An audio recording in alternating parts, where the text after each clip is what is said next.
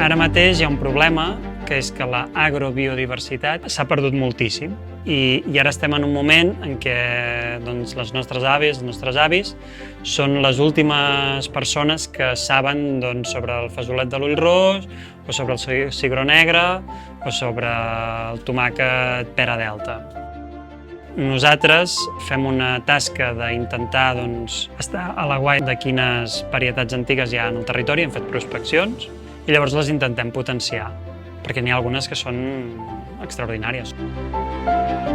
Els monocultius no ens han ajudat, a més estan pensats per treballar en condicions climàtiques que ara no les tenim i que ens van canviar molt de pressa.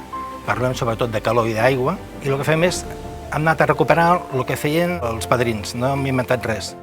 Aquestes varietats ens permeten, en primer lloc, tenir cultius diferents per fer rotacions. Al fer rotacions tenim una diversificació del marc agrari, la qual cosa ens permet un control més eficient de les males herbes, uns reservoris per la fauna auxiliar que ens són molt beneficiosos pel control de plagues i malalties, i després també ens permet donar un valor afegit al producte final.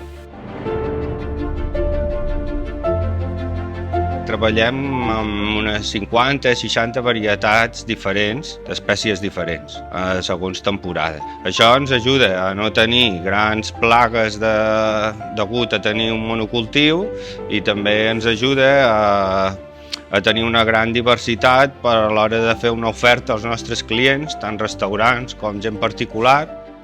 Principalment treballem amb 4 o 5 varietats locals. Una, com a Vallès, tenim el calçot. Després n'estem intentant recuperar una altra, que és molt vallenca, que es diu la Perla de Valls. Treballem amb una tomaca que es diu Rosa Ple.